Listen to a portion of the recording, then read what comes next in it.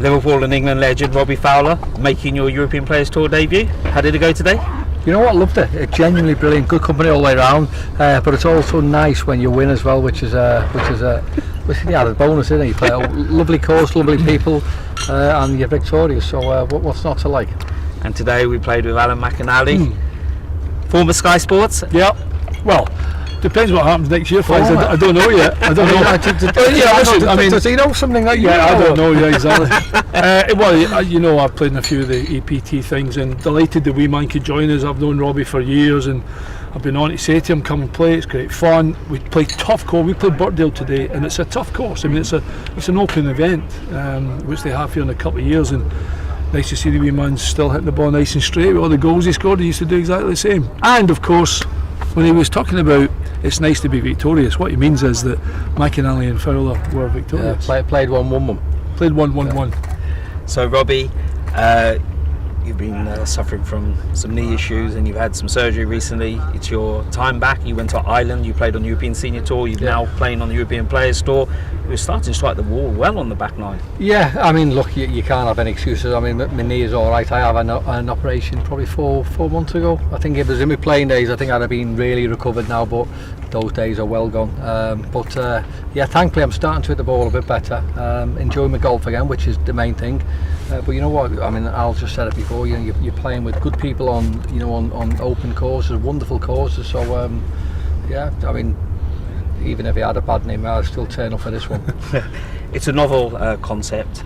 Professionals, amateurs playing against each other rather than just alongside each other. You play on the senior tour, and as you know, we play together with the pros, but alongside in different competitions. Here you're competing against them in the same league table, same order of merit. How do you find the concept? Yeah, genuinely think it's brilliant. I mean, it's a great idea. I know it's been obviously in the pipeline for a long time now.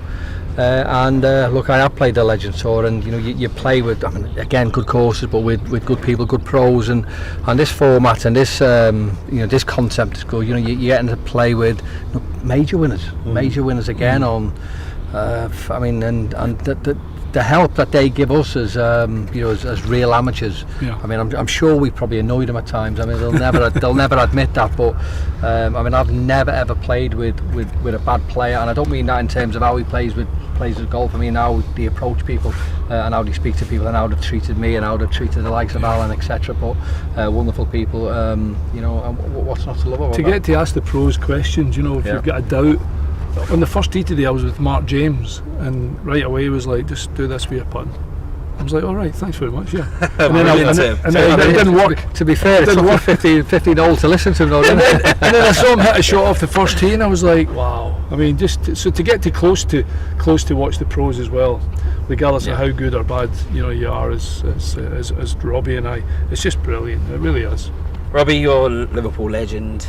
You won a treble back in 2001. Yep. And over the last few years, you've been enjoying some success. Yeah. Watching Liverpool. Yes. And Klopp. I'm waiting for the actual real question. But they've had a good season, and Klopp's done a good job there. And you're happy with his progress and how he's left the club? Yeah, I think. Look, when he first came to the club, the objective was like to try and get Liverpool back onto the top table. It took him a few years to get where the club wanted to be, but you could see every single year there was a progression. I, like every other Liverpool fan, will be genuinely gutted he's gone from the club. A new manager's in the helm now, so he'll get the full backing and full support of obviously ex-players and all the fans. But certainly watching Liverpool over the years, certainly under Jurgen's tenure, they've been phenomenal. I know they've only won one league, but they've been very, very close on a number of occasions. They've won FA Cups, they've won League Cups, they've Champions won Champions Leagues. Yeah. Something that you'll probably like. We'll miss it next year. But yeah, I mean, look, he will be missed. And look, I think he will be back in football pretty soon. Pretty soon. I think he eventually will be back in. And you know what? I'm glad, because the game needs people like him in it. Yeah, a lot of us in the public see you from time to time on the TV. Do you plan to do any TV work next season? Yeah, hopefully. Hopefully I want to get back into obviously management. I think that's my real love. I've had 4 spells now and done really, really well in the 4 spells. So I've got a real love and a real lovely appetite for the game. I feel as though I've got a lot to give. but if you're not coaching or you're not playing, the next best thing is talking about it. So if I'm not coaching and managing, then I'm sure you'll probably, well, you might not like to, but you'll probably see a little bit more of me on the television. Well, I know you're going to be doing a little bit of England work tomorrow, which we'll come back to. This poor man here suffered last night, Scotland. A little bit disappointing this time in the Euros, Alan. Yeah, not just a little bit. I think the only thing is the way we played was not our best, but everybody's going to talk about a penalty that I think we should have been given in the final game, but we can't dwell on that because it's not enough. We don't look as if we've got lots of goals in us. Having said that, I heard some idiot on the radio this morning talking about, is it time up for Stevie Clarke? I mean, you've no idea how good a job Stevie Clarke's done for Scotland to get us to the last 2 Euros, in qualifying. And okay, we could have been a bit more competitive. We got our tails given us to us in the German game. We got a draw against Switzerland. We might have nicked one, but just we lack the firepower. I mean, if we'd him up top, I'm serious. If him up top, we qualified for the knockouts, just because he's such a goal threat. And that's what we don't really have at the moment. But listen, we qualified. The Tartan Army went and drank 1 million pints of beer. We'll be back for the next one. Brilliant. And Robbie, recently I interviewed Teddy Sheringham, and we talked about England. They had a great opening win. It's not often we win the openers at these big tournaments. But Teddy and I both agreed that England looked a little bit disjointed in that game. They were playing players out of position, and players were making their debuts as well. And it didn't surprise us at all that game 2 that they didn't play well. I think that's the problem with England. I think everyone always automatically assumes England are going to be on the periphery of world domination. I think that's the way we support to see them. But sometimes you take your hat off and you give other teams and other nations credit because they got the first win. They never played great. Second game, I thought they were not great, but they managed to get a point, which is that can put you in good stead because England are notoriously slow starters, we know that, but I think the more games they play and the better the players feel.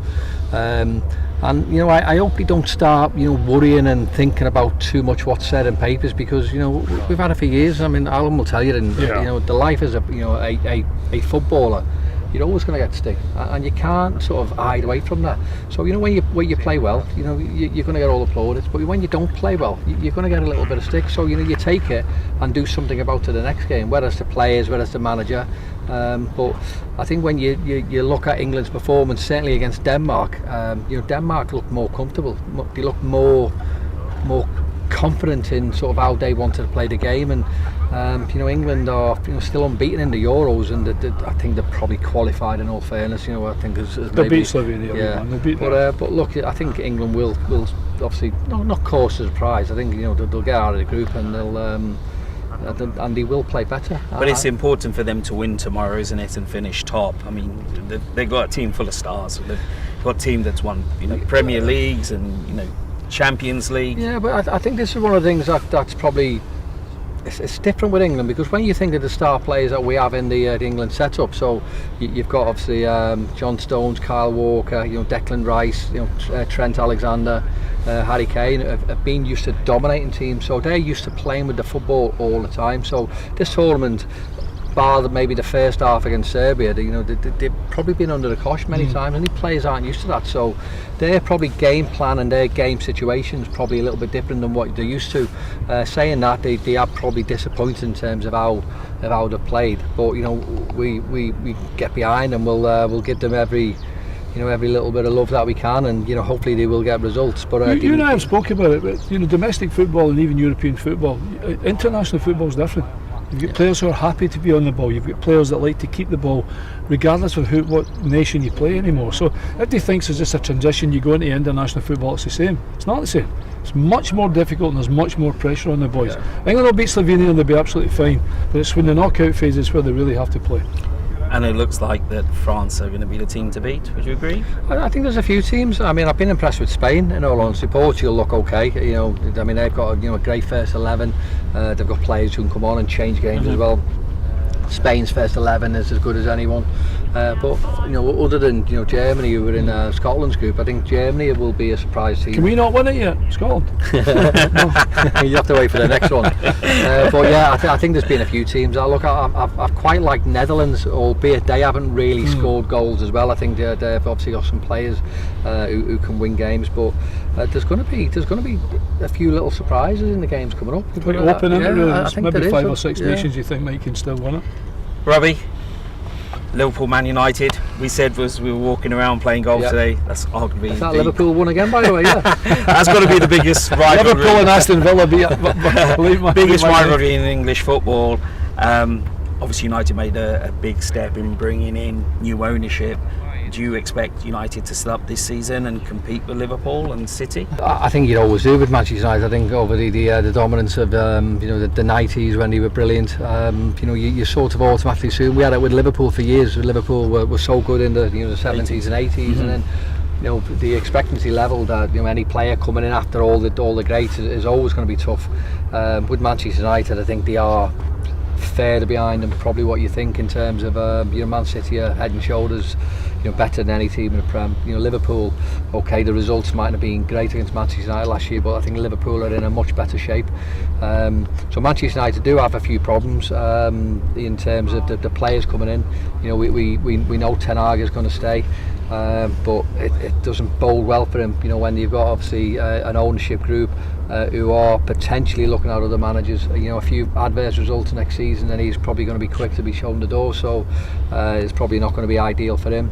But you're also, from a Manchester United fan point of view, you hope you bring in the right players, because some of the players that have been brought in shouldn't be playing for Manchester United. And it's not me being derogatory or horrible towards Manchester United. It's me being honest. When I look at some of the players who I've seen in the Manchester United shirt over the years, some of the players now are just not in the same class as them. And this is one of the problems that you have when you're trying to play catch up. You spend money that is, look, it might be hard to come by some teams, but I don't think it is for Manchester United with the fans that they've got all over the world. People will be spending money. Manchester United will be spending money again because they've got to try and sort of hang on to the coattails of Manchester City. The standard in Premier League just keeps on increasing year on year. It's getting harder and harder to compete, and Arsenal having to spend more in Tottenham. What do you expect this year? Well, I think they're going to be. I think they're going to have to be cuter spending their money, because there obviously is a catchment part of, not catchment, but a process of money you can spend depending on how much earnings you have, etc, etc. You can still see the likes of Everton and Nottingham Forest, etc, went over the mark. So I don't know how much you're going to spend, but I think you're going to see clubs much more cleverer in the market, and have to be cleverer. But every club will want to strengthen and spend as much as they can. But I still think everybody's chasing Manchester City, to be honest. And they've set the bar. It's as simple as that. But I think Liverpool will do all right next year. I think Arne Slot will get. I think the wee man's right. I think the fans will get right behind them. And then obviously you've got Arsenal, who weren't far away at all this year, and I'll be really interested to see who they buy, who Arteta thinks is going to make them stronger to catch Manchester City. So listen, it's a strong league. It's a really strong league. It'd been great if him and I were a bit younger playing in it. It'd be absolutely fantastic. It'd be stronger then, wouldn't it? We'd be stronger. Right?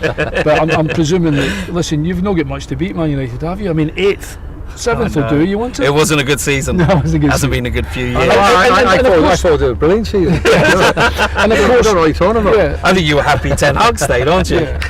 And I think the Manchester United scenario, it just helps some of the likes of Aston Villa, my old team, who's going to be in the Champions League, and Spurs, amazing season. Ollie Watkins was fantastic. John McGinn in the middle of the park. We've got the best goalkeeper in the league, etc, etc. So there's opportunities for other teams. It's there. If you can be really cute in the market, spend your money well and be as competitive as you can end up in the position that Villa were in. Guys, finally we're here for golf. The field today is packed with European Tour winners. We've got Ryder Cup captain Mark James playing. We've got some very, very useful celebrities playing. and obviously some amateurs. We put it together a really strong schedule next year. We've already announced a year in advance the 2025 schedule. Anything on there that tickles your fancy, Al? All of them. I've already told you I want to go to Vegas, but I need to qualify first. Well, I'll put it this way: there's some clubs like down towards, I'm not saying Wentworth, but like Swinley Forest and East Berkshire and the Belfry, and we played Hollingwell, and then we're playing Birkdale, we're playing Formby, we're playing Turnbury, we're playing. Honestly, some of the courses we're going to play next year are astonishingly iconic, and if you've got a chance to even be part of the EPT tour, don't even think about it. It's a brilliant place to be, and I can't wait for next year. Never mind, we haven't even finished this year. Robbie, you've made your debut today. Hopefully you'll play a little bit more this season, but you've seen a schedule for next year. Any courses tickle your fancy? I mean, I can't add to that, what Al just said. I think I thought you were going to say, do you think you could have played better today?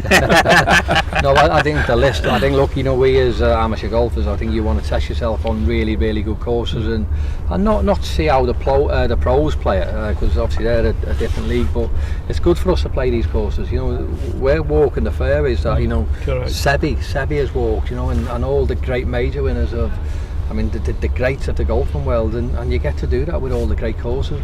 And one that I'm hoping is going to be on it is obviously my course, Wallasey. I'm hoping that's going to be on because I know the greens there, so I think that'll help me. But you know, the courses you've got, I mean, Anfield Municipal. You play at Anfield, I'm sure you can sort Anfield.